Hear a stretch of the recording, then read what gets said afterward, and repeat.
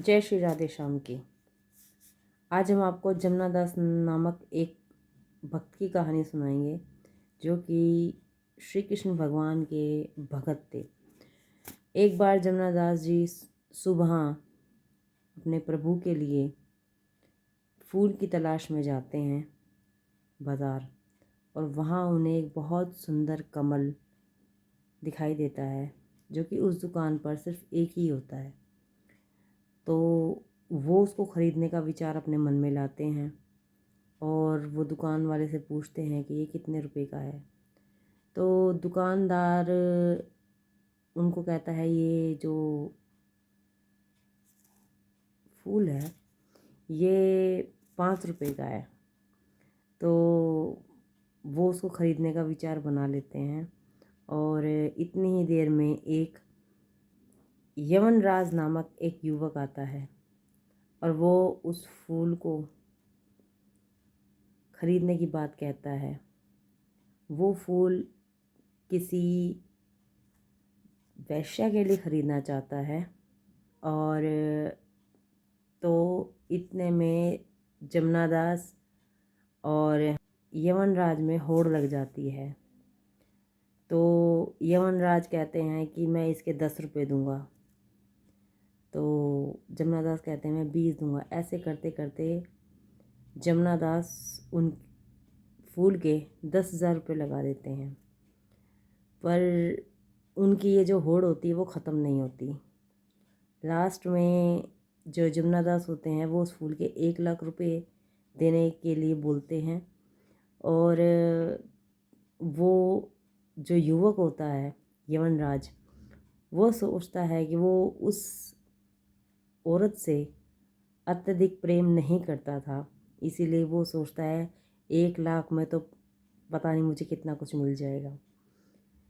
इसीलिए अपने पैसों को ख़राब ना करते हुए वो उस हट को छोड़ देता है और जो जमुना दास होते हैं वो 1,00,000 में उस फूल को ख़रीद लेते हैं अपना सब कुछ बेचकर।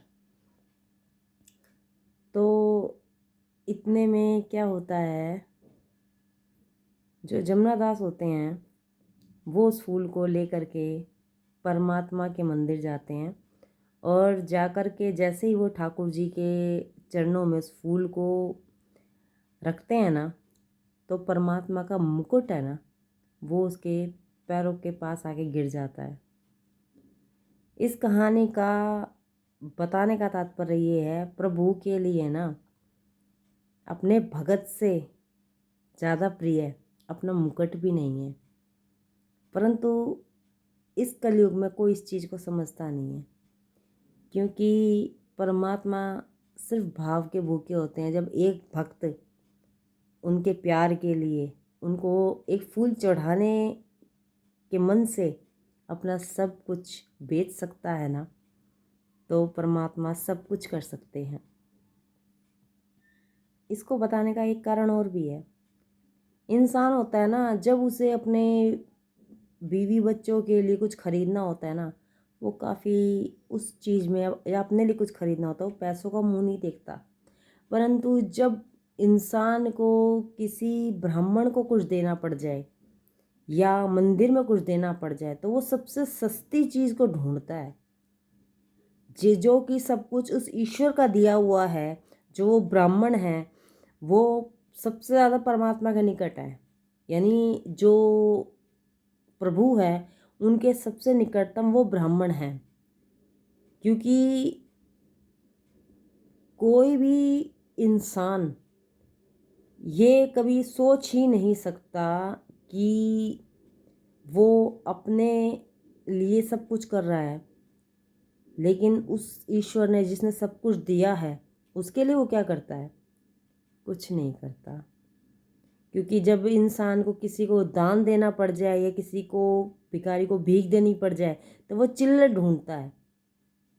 वो हमेशा ये सोचता है, कभी एक पल के लिए अपने आप को उस स्थिति में सोच के देखिए जब आपको कोई कुछ देने वाला हो या फिर आप किसी से कुछ मांग रहे हो और आपको वो चिल्लड़ों में चीज़ें दें तो आपको कैसा लगेगा।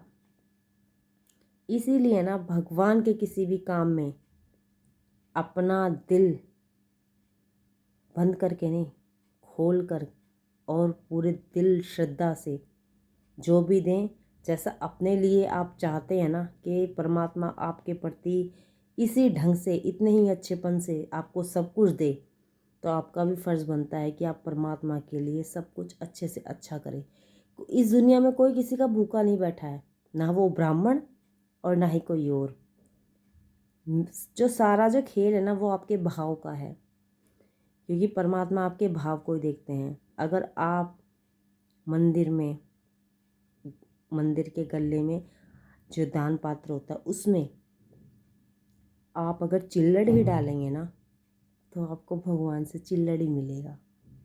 अगर आप किसी को दान में सस्ती चीज़ें देंगे ना, तो परमात्मा से सस्ता ही सब कुछ मिलेगा आपको।